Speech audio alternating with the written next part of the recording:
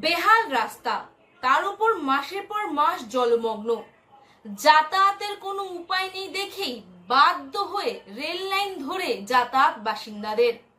এমনই ছবি দক্ষিণ 24 পরগনার বারুইপুরের মল্লিকপুর স্টেশন সংলগ্ন হরিহরপুর পঞ্চায়েত এলাকায়। শুধু ভাঙাচোরা রাস্তা নয়, রাস্তা জুড়ে জল থই থই করছে। বাধ্য হয়ে জীবনের ঝুঁকি নিয়ে রেল লাইনকে যাতায়াতের পথ হিসেবে বেছে নিয়েছেন পড়ুয়া থেকে সাধারণ বাসিন্দারা। প্রতিনিয়তই যে কোনো দুর্ঘটনার আশঙ্কা। কিছুদিন আগে ট্রেনের ধাক্কায় এক যুবতীর প্রাণ গিয়েছে।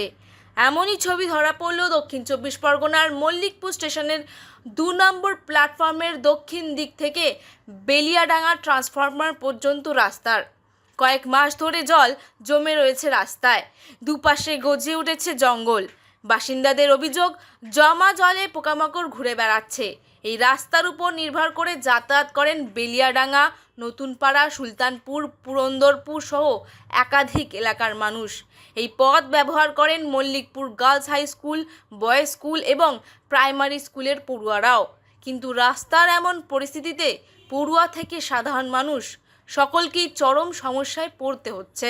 দিকে অনেক জল আছে, এই দিক থেকে আমরা রেল লাইন থেকে এসে জল, অনেকটা জল। হ্যাঁ, অনেক জল, রাস্তা পুরো ওই দিকে পুরো খারাপ আছে। আচ্ছা, সেই জন্য রেল লাইন ধরেই যাস? হ্যাঁ, আর যদি ট্রেন আসে তো মতলব ওই পার্টি চলে যায়। ভাবেই চলতে হচ্ছে, কি করা যাবে? কেন কেন? নিচে জল, আর তো কিছু করার নেই। এরকমভাবে চলতে হচ্ছে। ট্রেন দেখে রেখে চলতে হচ্ছে। বাচ্চাকে নিয়ে তো স্কুলে যাচ্ছে। হ্যাঁ, রোজই আসতে হচ্ছে। মানে এটা আর কি বিকল্প কিছু নেই? না, এটা তো বিকল্প আর কিছু নেই তো। কতদিন ধরে এরকম ভাবে যাতায়াত? এরকম চিরকালই বর্ষার সময় এরকমই হয় সবসময়। প্রশাসন বা পঞ্চায়েত কোনো ব্যবস্থা? না, সবাই দেখছে, জানছে, সবই হচ্ছে, সব এরকমই চলছে বরাবর। नीचे पानी जमा हुआ है, इतना सारा परेशानी हो रहा है, इसीलिए ट्रेन का पटरी से आ रहे हैं। तो बच्चे लोगों को लेके आना तो बहुत दिक्कत की हाँ, बात है। बहुत दिक्कत की बात है, रिस्क की भी बात है। ये तो सरकार को चाहिए ना कि नीचे का रोड बना दे।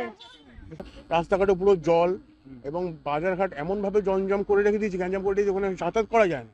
মানে টোটো যেটা আছে না, সেখানে সবাই না হলে আবার ছাড়ে না, ওখানে রুটের একটা ব্যাপার আছে।